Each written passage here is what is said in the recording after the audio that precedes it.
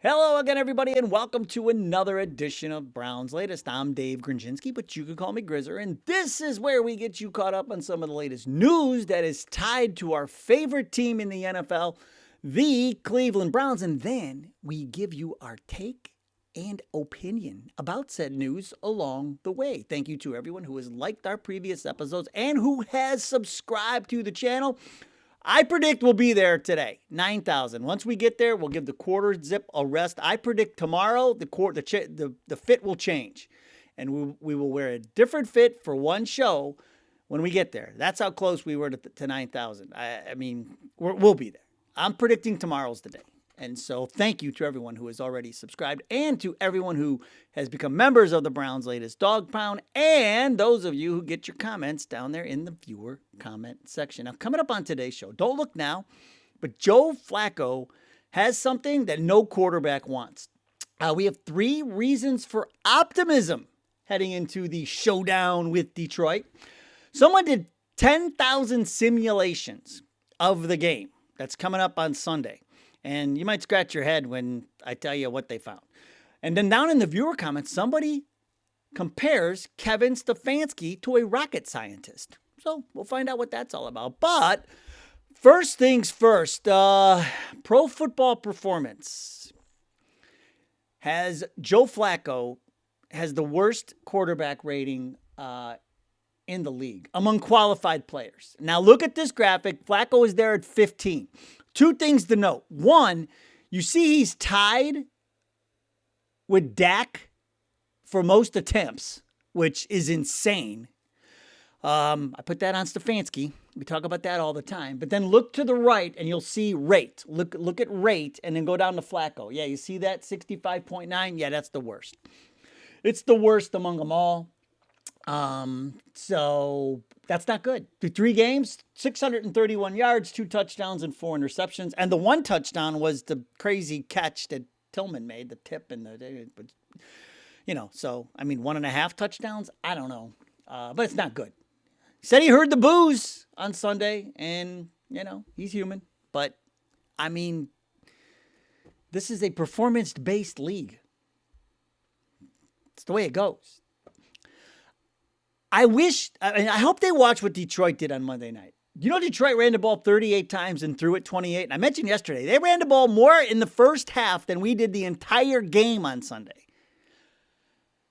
We should be about that balance. Maybe less throws, maybe more runs. I would say like 42 to 24, maybe even a little bit less. I would have them throw the ball 20 times at most. Run the ball at least 40. We have our own version, our modern day version of Montgomery and Gibbs. Call them Mack and Biner 2.0. They are Sampson and Judkins. Now, here's some good news, though. The Browns' defense is getting noticed. This is from Brian Baldinger, the NFL analyst. He says the Browns are just relentless. The pressure was relentless. He's talking about the Green Bay game. It's like a Brown sandwich. There's just a big piece of cheese in between that sandwich. They made life tough for Jordan Love. Carson Schlesinger, Mason Graham are everywhere. They shut down the running game. Relentless pressure. They just don't give you any room. No daylight. Browns is the best defense. Now, that should give you some reason for optimism. I mean, I don't know if the grammar's correct, but we hear what you're saying, Baldy. The defense is great. The offense? We got to change things up. We have to change things up going into Detroit. But here are some things that will provide some optimism as we head into the game. I think these make, especially after watching that game on Monday night, the Detroit-Baltimore game. This is what I came up with. So I think, and I mentioned it yesterday, I think their defense is still trying to figure out. They have a new defensive coordinator. Everybody likes to talk about the new offensive coordinator because he's John Morton's, the offensive coordinator. Their old offensive coordinator, Ben Johnson, is now coaching in Chicago. And a couple of weeks ago, Detroit kicked the tar out of Chicago because they wanted to stick it to their old OC for leaving him. And they did. But you don't hear as much talk about the defensive coordinator because Aaron Glenn left. And it's a storyline in Detroit. The coaches are probably sick of hearing already, but They have to prove they have things figured out with Kelvin Shepard, who is the new defensive coordinator. But it didn't look that way Monday night. I mean, Baltimore, the Henry fumble kind of killed them. But they put up points on them. And I think we can too, if we have quarterback play that deems worthy enough. So we got to run the ball. We have to run the ball. Start there. I think you can run on him. But that DC, I don't know. Maybe he won't be able to figure us out. Also, the short week, that's a big deal. So they got home yesterday morning at 3 a.m. from everything that I was reading. And then today, they're likely to only have a walkthrough and not a full practice. So we have that going for us. But they're a veteran team, and, so I think they'll figure that part out. But they could still feel the effects. I mean, that was a rough game on Monday night. That they exuded a lot of energy in that win on the road at Baltimore. So hopefully that plays into our hands as well. And then also, we don't have to travel that far. I mean, Detroit, you can get there in less than 2 hours from my house. I mean, that's one of those flights where as soon as you get up in the air, you come right back down. So, it's not like we're traveling cross country either. So we have that going for us. They have a short week, and they're actually traveling farther to this game than we are. So we have that going for us. And then common opponent. And so, it's a little thing, but the Packers held the Lions to just 46 yards rushing on 22 attempts, and they held Goff to 225 yards with 1 TD and 1 interception. He threw the ball 39 times in that game. Sounds like us. That's probably why they lost, because they're like, hey, let's see what Stefanski does. He does that? Okay, we'll do that. Oh, they lost. So hopefully they're learning a lot from that tape. And so, Green Bay ran the ball 19 times on him for 66 yards. So, but potentially there's something in there from that common opponent that we had, Green Bay. So hopefully we can learn something from the Green Bay-Detroit tape as well. Now, here's something that you would think you'd learn something from, but I don't know. I mean, I don't know why we do this stuff sometimes, but I have to mention it because it cracks me up. So they did 10,000 game simulations of the Detroit-Cleveland game coming up on it. And then here is what this is. Something called Dimers did this. And here's what the Browns now 8.5-point dog. It may have moved. I mean, it's probably moving up and down. Who knows? But 8.5 is the last I saw. And here's what the 10,000 simulations of the game told us. The Lions win 83% of the time, which is what, remember last week, we were 70% of the time we were going to lose. We had 30% chance to win straight up, lad. And this week, they're saying we only have 17% chance. The predicted final score, 27-17 Lions. So they have the Lions covering the 8.5, but I would just tease it up to 10.5. And like I told you last week, tease it up, and then when the Browns pull off the upset, you don't have anything to worry about. That's exactly what happened last week. And I think we're in position to pull off another upset. I feel much better about this game after watching Monday Night Football. I'm telling you, folks, the only thing that scares me is the dome. Dome teams are hard to beat in their homes. It's just the rule of football. They got the spread. I mean, 10.5. I've seen 8.5. So I don't know what the simulations are. But I love look at the total.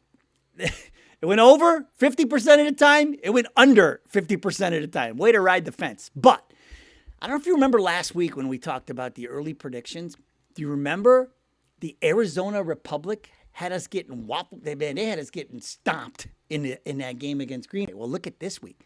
They say we're only going to lose by 3. They say Lions 23, Browns 20. And Jeremy Clough says the Browns showed us something in their comeback win over the Green Bay Packers, which we did not see coming. I know you didn't see it coming because you had us getting crushed. Quinshawn Judkins gives Cleveland a different element at running back and could make the game very close with Detroit on a short week. Not just Judkins, Sampson, the modern day Mack and Biter. We have got to start using them. I mean, to me, Detroit, just look at Detroit and how they use Gibbs and Montgomery. Like, we have to emulate this. We've got the modern day Mack and Biner. I don't need 10,000 game simulations to tell me that. I've seen enough. Judkins and Sampson. Run them. Run them, run them, run them. I mean, you see, look at Montgomery. Like, and they're so similar.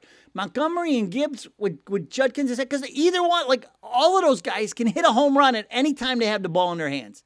Give them the ball and wait for the home run because it's going to happen. So, but there you go. There's your 10,000 game simulations. Really doesn't tell us anything. What it tells me is if you can't get it at 8.5, take 10 or 10.5, or just tease it up. And then when the Browns pull off the upset on Sunday, you're covered either way. So that's what I'm telling you to do after the 10,000 game simulations. Now, something that's never simulated are the viewer comments. And we will start with Mitch Rapp is back, who says, I can't stop being angry about Kevin. He is trying to be some rocket scientist coach. The offense should be based on grit and ground pounding. Samson, for Christ's sake, should have been a receiver for short flips. The David Montgomery of the Browns. This is exactly what we're saying, Mitch Rapp. That's exactly it. I mean, we have what Detroit has already. Like, why are we throwing the ball 40 times a game with the quarterback who has the worst quarterback rating in the league? Set us up to win, oh Kevin. Please. Alien Overlords Now says, I would let Flacco start versus the Lions. Well, he is. But if he has 0 points at the end of the third quarter, I would let Gabriel take over. Flacco doesn't have it. The quarterback rating isn't cutting it. I love everything about that except for one thing, Alien. I would not let him go to the third quarter. If he doesn't have any points in the first quarter, I would consider pulling him, depending on, I would do the eye test. And if it looks anything like it did last week, gone. He has no confidence. There was no point in running a 40-year-old quarterback out there who runs like Bernie Kosar wearing cement shoes, who has no confidence. I'll take a rookie who's got 3 or 4 weeks of practice under his belt than that. I mean, give me the rookie, because you're killing yourself if you keep sending him out there. But this is Stefanski, the king of sending quarterbacks out there when we shouldn't be sending them out there. That's what I would say. He gets the first quarter, and that's it. Because the rookies can't do any worse. They just can't. You're not going to tell me any differently. All right. Troy, Souls 84.99 says, I cannot believe that they could not get into the end zone on that drive. You'll know what he's talking about in a minute. Where they were in the red zone, they got a pass interference on the fourth down, had 4 more opportunities, and still cannot punch it in. That is ridiculous. That's what we're talking about here, folks. We can't even get it in from the 1. Play calling, 40-year-old quarterback who's done. Something's got to change. Actually, both has to change. They both have to change.